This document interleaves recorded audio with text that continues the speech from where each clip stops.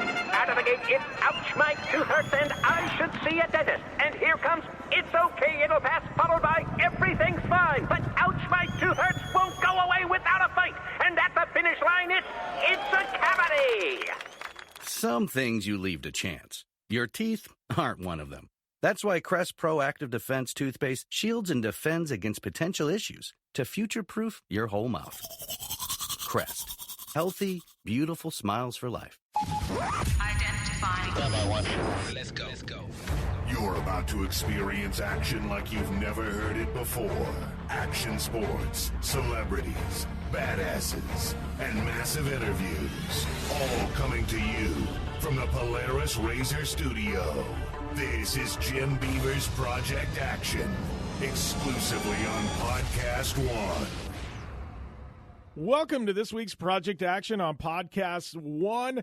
And you know what? We are doing things a little bit different this week on Project Action. Maybe something that you guys aren't aware of, but I've got multiple shows. Actually, you probably are aware of that. But I've got my national show, the Down and Dirty Radio Show. And you know what? We did a segment. I taped it with my media director, Chris Leone, and it was Power Rankings for the week. We do power rankings every single week for the best performances in motorsport. It's on a week-to-week basis. Last week, we did a long segment, probably about 25 minutes long, and for one reason or another, it didn't make the national show for the first time ever, right? So I've got these power rankings we did, ranking the best performances in motorsport. Great segment, one of our highest-rated segments, and we know where to put it. So you know what? We're dropping it in Project Action this week. Hopefully you guys enjoy it, enjoy the banner, enjoy the talk, and if you do, you can go over and check out the Down and Dirty Radio Show and subscribe to that. It's also here on Podcast One as well. But, yeah, I guess I'm going to do a little self-promotion this week, right? Doesn't get any better than that. I'm allowed to do that once in a while, I think. Yeah, we're going to roll with it anyways. One way or another, I guess it's better to ask forgiveness than to ask permission, and that's what we're doing this week on Project Action. But welcome to the show. Thank you, guys. I'm Jim Beaver. Follow me along at Jim Beaver 15 on social media for those of you who aren't. And man, we've, go to iTunes or Apple Podcasts, it's known now. Check us out there, rate, review, subscribe, all that good stuff.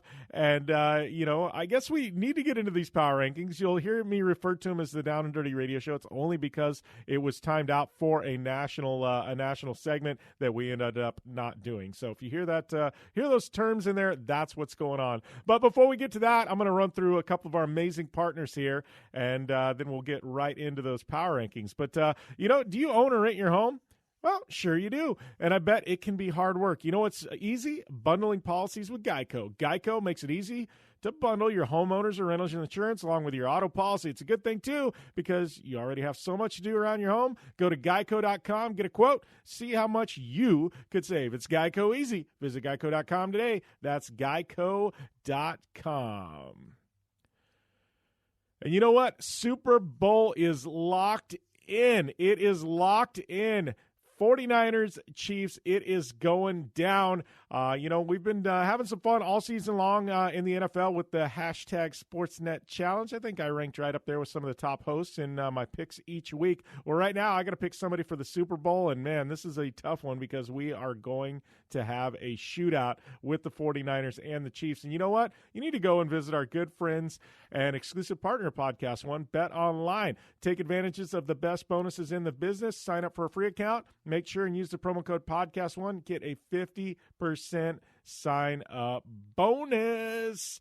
And, once again, 49ers and Chiefs, wow, I don't know, 49ers are NFC West. Obviously, I got my Cardinals in the NFC West, so I can't root for the 49ers Chiefs. I've just never really been a fan. Been a fan of some of the players there, but I guess I got to roll with the Chiefs in this one. Can't bet on the 49ers. I don't know. I think this is going to be a very close, very hard-fought Super Bowl. I don't think it's going to be a blowout by any means, but I'm going to roll with the Chiefs in this one. Hit me up on social media. Let me know who you think is going to win. But, in addition to that, NBA, we got Lakers at Boston, big rivalry game. Clippers at Dallas, Philly at Toronto, Denver at Houston, Lakers at Phillies, Clippers at Miami. College basketball, it's Butler, Villanova, Illinois, and Michigan. Kentucky at Texas Tech. Visit betonline.ag. Don't forget, use that promo code podcast1. Get a 50% sign-up bonus. betonline.ag, your online sportsbook experts. With that, we're going to get into our power rankings with my media director, Chris Leone. Here's a cut from the Down and Dirty Radio Show. Welcome back to the General Tire Down and Dirty Show, powered by Polaris Razor. Once again, welcoming my media director, Chris Leone, to the show because we've got round 2 of power rankings for 2020. Last week, I don't know, it was pretty Dakar heavy. You and I talked, Chris, and we thought because we're still within that 1 week window and there was a little bit light on motorsports, we'll include Dakar in these as well. I kind of changed mine up and took a different approach in regards to Dakar because I kind of had all 3 of them named last week, so I didn't really name them all this week. But that being said, this next weekend, this is where I feel like motorsports season really kicks off. You and I were talking about it. We've got WRC action. We've got ARA action. We've got Supercross. We've got Parker 425. We've got Snowcross. We've got X Games. Like, it's going to get bananas this next weekend, Chris. Man, Jim, I remember, like, we were talking about that last night. I was trying to name them all off. And I forgot 24 hours of totally Daytona. Slipped my mind. Yeah, I just forgot 24 hours of Daytona in that. Yeah, it's that bad. Not bad. That's good if you're a race fan, right? Well, it depends. I suppose if you're still trying to come up with your own schedule, this is the kind of weekend that you don't schedule your product on if you want people watching, because man, oh man, you are going to have you are going to need to set your DVRs to catch everything. That's for sure. Here's a question. You and me, we're both race fans, and I know we're both going to tune in to the 24 Hours of Daytona.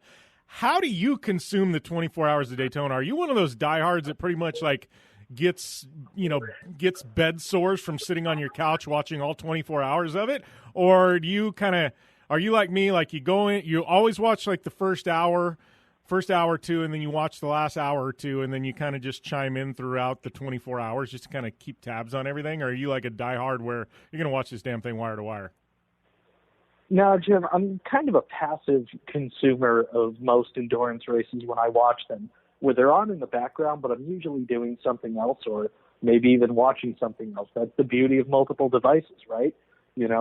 So I'll have the opportunity, I can have the 24 on in the background, and I can look up and make sure that I'm not missing anything big. But if I want to look down and watch Supercross, if I want to look down and, watch something else, or, even, whatever it needs to be, whatever I want to do, maybe I'm playing games or whatever, I just always keep it on in the background. I'm not, it's hard with endurance racing because as much as a team has got to, kind of be patient to get a car running twice around the clock, as a viewer, I think unless you're super, super hardcore, and like you said, getting bed sores from how long you've been watching, I think you've kind of got to do some management in terms of your interest in your sleep schedule as well. So, I always just kind of have it on in the background. I look up, I try to get invested in things. If I see certain drivers are about to get in, then, I'll watch their first couple of laps. But, for me, it tends to usually be kind of a passive experience where it's always on, so I can always look up at it. But, it's hard for me to invest that, that intently. I mean, you know me. I came from rallycross. Our races were done in 10 minutes. 24 hours is a lot of rallycross races. Yeah. Well, all that being said, Jim Beaver Esports, we just competed in the 24 Hours at Daytona, and I got to give we talk here and there about my esports program, but I got to give those guys a big shout out. We were running top 10, I think, in 8th place at one point, and then I think it was Bobby Sant ended up getting taken out by a stray, but we ended up finishing, I think, in the 20s someplace. But I got to give a shout out to those guys because sim racing for 24 hours is not an easy task. Oh yeah, and I think there were 8 or 9 different guys who cycled through your car in that race. And, I think they've kind of got the endurance racing bug. They're already talking about doing the next iRacing special event at Bathurst and, possibly running more cars because it's only a 12-hour event.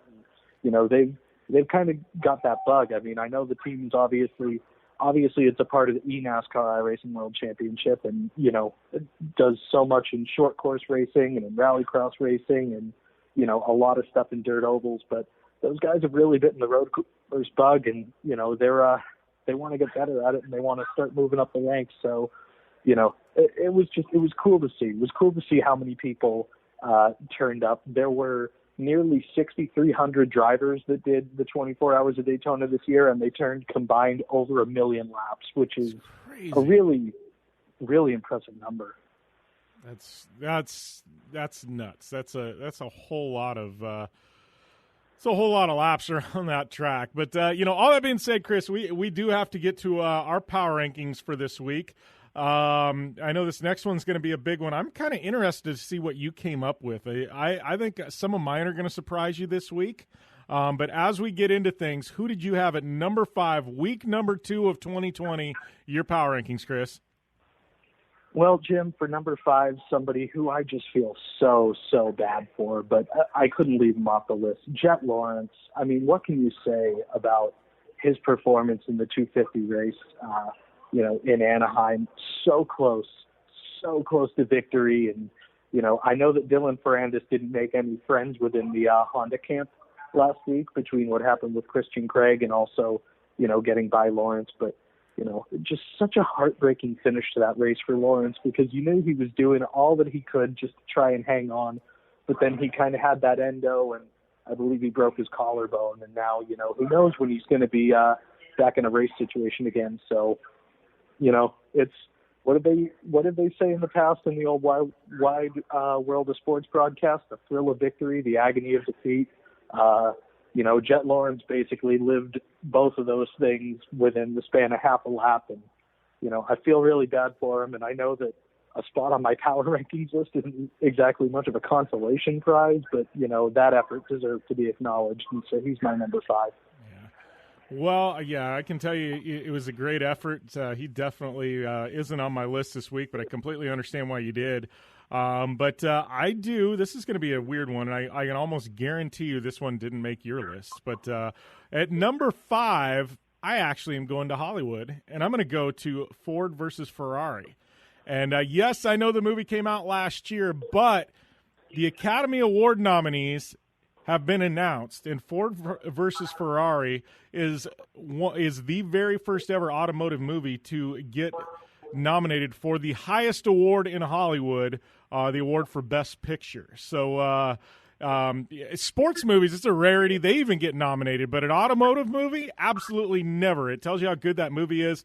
Yeah, I just thought, there's a huge racing tie in there, and anytime you can take a movie like that and you can, get, awarded or at least nominated for Hollywood's highest award, it does so much for motorsport, because now people are looking at things like Daytona and Le Mans and in Formula One and IndyCar and things like that, and these are new eyeballs on our motorsports, so to me that's something huge. And for Ford versus Ferrari to be the first ever automotive movie, and I mean this is going back to the OG stuff with Steve McQueen and everything else. Never been a movie in the automotive space nominated for Best Picture, so I thought that was a pretty big statement, both for the film and for the Academy to nominate them. So I had Ford versus Ferrari at number 5 on my list. Yeah, it's definitely a big statement, Jim. And, I admit I'm a little embarrassed because I was so slammed when that movie was in theaters that I was never quite able to make it out. So I'm going to have to go buy it once it comes out on home release and pop in the DVD. And, I know that my dad's going to give me grief for that because I think he went and saw it in IMAX and just had the rumble and roar of Ooh, IMAX. And the surround sound. Yeah. Oh, I'm a little jealous right there because I haven't seen it in IMAX. So, yeah, your dad knows. Your dad and I need to hang out, I think. Oh, don't tell him that. He's going to be hounding you for the rest of the year now. We'll have to drag him out to one of the races. Oh, man. Well, Chris, give me your number 4, and then I think after your 4, before I give you mine, we'll probably cut to a break. But who do you have at number 4 on your list this week, Chris? Well, Jim, like we said, we were going to do a little bit of doubling up on Dakar just because we recorded a little later last week, but they're still within that 7-day span. And, admittedly, it was kind of interesting last week where you had Carlos Sainz as your as your number one, and I had just left him off entirely because I kind of focused on the American angle. I feel like it's a little disingenuous if I put Carlos on there. So, now, so I think we're going to have, a little bit of a replay from me for Dakar. So I've got Casey Curry at number 4. Admittedly, it's a little bit of recency bias over the weekend where some guys